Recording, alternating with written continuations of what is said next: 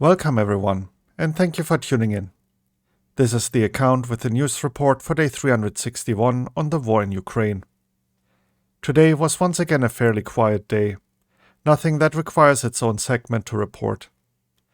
I grouped all updates into the usual situation inside Ukraine, the occupied territories, Russia and Belarus, and the international developments, with the US statements on Russia committing crimes against humanity in Ukraine. But before we start, a look at the flashpoints along the front. Bakhmut. Fighting is ongoing in the eastern outskirts. The situation is fluid and blocks and streets change hands all the time. North of Bakhmut, it is claimed that Russia controls the junction of the MO3 TO513 leading to the northern outskirts of Bakhmut in Berdiansk.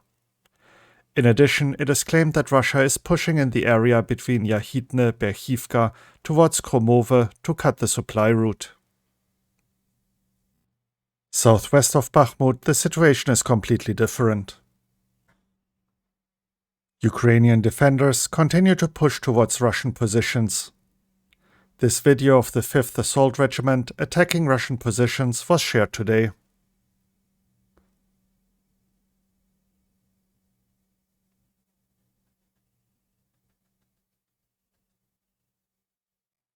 Vuhledar. A video was shared today showing close combat in the dacha south of Vuhledar and west of Mikilske. Since the video contains graphic content, I will just be showing a screenshot from it. This video of fighting in the area corroborates a video from a few days ago showing a Russian TOS strike on Ukrainian positions in the dacha.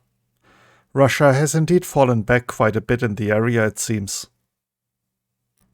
And to start the news segment, a look at all the minor news out of Ukraine. Dmytro Kuleba, Minister of Foreign Affairs of Ukraine, held 15 meetings with diplomats from Western and Asian countries during the Munich Security Conference. The topics discussed were the faster supply of weapons and ammunition, the full deployment of the Allies' defense industry, new sanctions against the Russian Federation, the promotion of the peace formula, and the mobilization of support for important UN votes. A Ukrainian soldier from the city of Ternopil was killed on the front lines less than a month after receiving his summons. The Territorial Recruitment Center will conduct an investigation to determine who is responsible for preparation and training of personnel. Andriy Yermak, the head of the Office of the President of Ukraine, stated during an interview that a new mechanism of voluntary mobilization in Ukraine has already given good results. He also admitted during a conversation with journalists that even though Russians are not very disciplined, it is the quantity of people that is the problem. The spokesperson for the Air Force Command of the Armed Forces of Ukraine, Yuri Inat, commented during a nationwide telethon on Russia's strategy for missile attacks and how it has changed. Russia used to fire massive missile attacks roughly every 2 weeks, but now they resort to small-scale attacks using low-flying missiles from the Dniester and the southern Buk direction. Next up, the latest regarding the situation in the occupied territories. The family members of mobilized soldiers from Russian-occupied Crimea have appealed to the Russian Defense Ministry over the mistreatment and rights violations of servicemen. The families have complained of an absence of rotations or vacations for soldiers for more than 6 months, poor nutrition and sanitary conditions that have forced families to provide soldiers with necessary items, and the abuse of officers for personal enrichment among Russian forces, the General Staff of Ukraine's military reported in its daily morning briefing. It was further reported by Kommersant that in the annexed Crimea, local authorities decided to nationalize about 700 objects that used to belong to Ukrainian individuals. Ukraine's foreign ministry said in a statement that Russia had blocked the rotation of International Atomic Energy Agency experts at Europe's largest nuclear power plant in the Ukrainian city of Vuhledar. The Berdiansk City Council reports that the Raisky Kutochok Paradise Corner recreation center, which used to be a hospital for Russian soldiers, is on fire. Residents of Berdiansk report that since the fire broke out, helicopters have been flying in pairs to the area and back at least 5 times. The head of the Avdiivka military civil administration, Vitaly Barabash, claimed that Russia has concentrated more manpower in the Donetsk region and now has 190 battalions, up from 160 several weeks ago. Moving on to the news updates from Russia and Belarus. The General Staff of Ukraine stated in its morning report that due to logistic problems and the inability of promptly servicing equipment in combat conditions, Russian troops are sending modernized S-300 air defense missile systems back to manufacturers after they fail prematurely. Vyacheslav Volodin, chairman of the Russian Federation's State Duma, has expressed his outrage at, and I quote, Ukraine's most despicable act. He apparently has taken offense at Ukraine's plans to cancel the celebration of Victory Day on May 9th. The Kremlin has begun stepping up its nuclear blackmail to disrupt US President Joe Biden's visit to Europe. This was announced by the main Directorate of Intelligence of the Ministry of Defense of Ukraine. Russian state arms conglomerate Rostec said that it is scaling up the production of Kinzhal hypersonic ballistic missiles for the Russian Defense Ministry.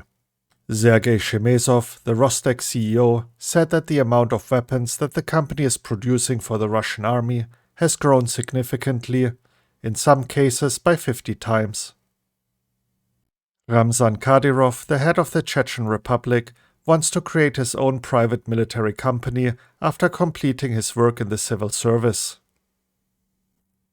And to wrap up the news segment, the international developments. The United States has formally determined that Russia has committed crimes against humanity. United States Vice President Kamala Harris and Secretary of State Antony Blinken have both stated that Russia is committing crimes against humanity in Ukraine. Josep Borrell, High Representative of the European Union for Foreign Affairs and Security Policy, has called for an increase in the ammunition supply to Ukraine to counter full-scale Russian aggression. The Commander-in-Chief of NATO forces in Europe, US General Christopher Cavoli, is convinced that providing Ukraine with advanced Western military technology, including F-16 fighter jets, unmanned aerial vehicles, and long-range capabilities, will allow the nation to defeat Russia. The French Minister of the Armed Forces, Sébastien Lecornu, predicts that the first AMX-10 RC light-wheeled tanks will be delivered to Ukraine at the end of next week.